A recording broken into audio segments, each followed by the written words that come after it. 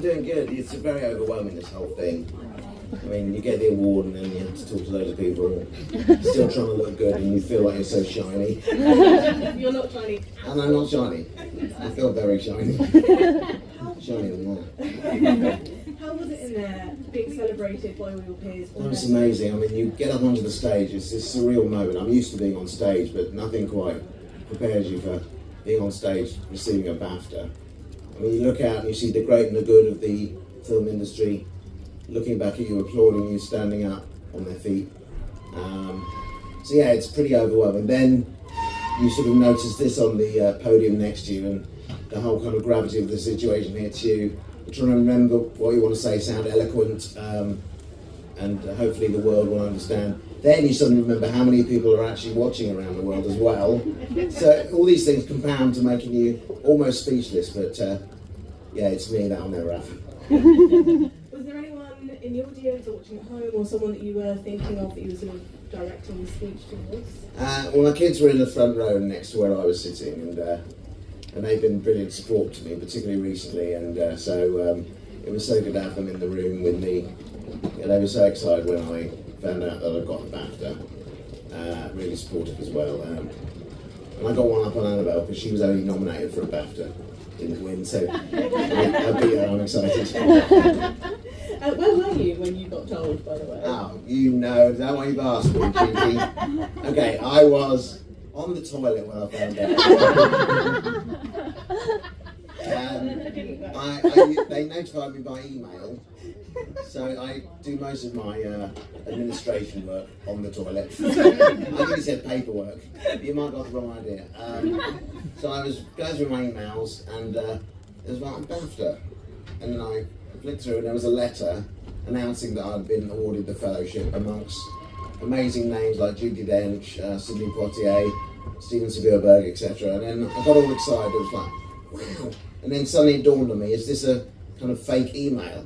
You know, like some sort of scam. So then I quickly clicked on the email address it was from, and noticed it was a BAFTA email address. So finished off on the loo. You didn't need that detail. Wash my hands, which I always do. Good practice. And then went and celebrated with the kids. And because obviously there are so many people that get up on that stage and they're like, oh no, I didn't write a speech. What is the pressure of when you do have the time to write the speech? Well, that's the cheeky thing. When you're a fellow, you know in advance. So I'm not going up there just thinking, oh, I don't know what to say. You know, I wanted to make sure I thanked people correctly, and you know, it was a nice speech that meant something as well. I had a few more jokes in my back pocket, but I was trying to judge whether is this the time for that or not. But I hope I hit the right notes with it, and thanked who I should have thanked. I'll soon find out when I look at my phone and be like, why didn't you mention me? I saw Steve Merchant earlier and he was hoping he was mentioned, but I said, well, your name's too long, I've got 90 seconds, so tough luck. As an inspiration to so many, who has inspired you the most on this journey? Who's inspired me the most? Wow. I mean, I've got some great mentors in the shape of like George Lucas and Ron Howard. I think George ultimately because he was the first kind of employer of mine way back in 1981, and since then continued to support me as a performer and sort of trusted me with roles he had written. Right up to the present day, we've remained friends. So yeah, I would say George really. And the British film industry is such an incredible institution. What do you think that we do the best here? What do you think that we do so well in British cinema? Let me just pick up a bit more on George Lucas there as well. And also admire what he's done for cinema as well. Not just in making films, but trying to make sure the quality of the films is, the presentation is up to standard as well. And founding ILM as well, brilliant visual effects company. You know, why isn't he on this list of fellows as well? Beat him to it, didn't I? I'll get a phone call from him later as well. Where was me in the speech and why haven't I got one of these? Who do I talk to? So I forgot your other question. About British cinema and what do you think we do so well here in the UK? Well, we have the best technicians in the world, the best filmmakers here, which is why the world comes to the UK to make their films. Probably the tax breaks as well. But look at, if you go out to the west of London now, there's so many brand new studios springing up. So we've got wonderful facilities here. it's a great place to make a movie, and you have these wonderful BAFTA-winning actors here. And I'm going to turn it over to the press in the room. Ella. Now I'm scared. Thank you. Hello, Ella from Letterboxd here. Warwick, so many Letterboxd members around the world adore your films and so much of your work. So many of your films are in their favourite films. So the question for you, which we ask everyone, could you share with us 4 of your favourite films, please? Wow, okay.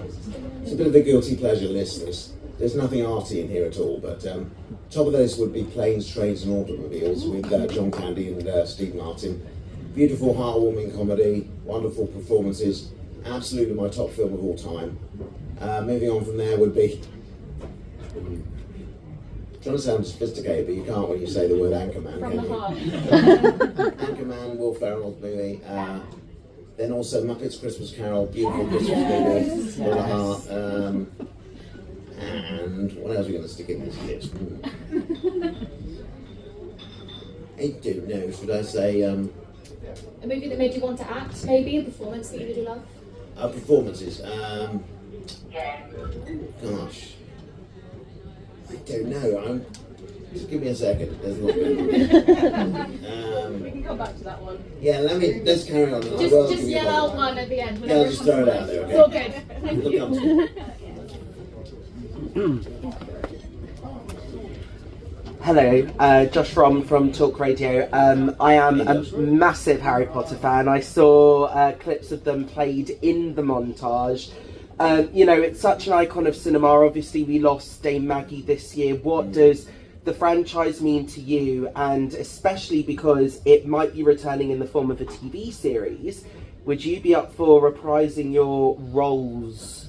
Well, firstly, I mean, the Harry Potter series of films means a lot to me. I mean, it was 11 years worth of work, which is unheard of in the film industry. It was more like making a soap opera on a massive scale. You know, each year we would make a film, then we'd go away to our lives again, all come back with different haircuts, it's like going back to school, literally, and start all over again.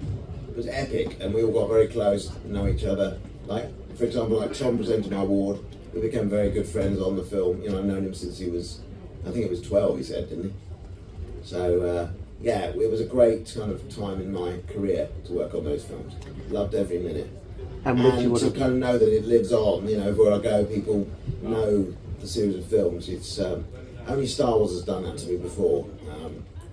Yeah, as for the series, who knows what that is going to be in reality. But I think it would be lovely to have some legacy actors in there as well to kind of connect the series to the films. But who knows? Yeah, I'd never say never. I love working. I'm so sorry, that's all we've got time for. If you can remember that last film. Well, what's the 4 films? You don't want to let me off the hook, is I you? know, I'm sorry. I'm trying to I'm sitting in my room My watching... childhood favourite? Oh, what's it going to be?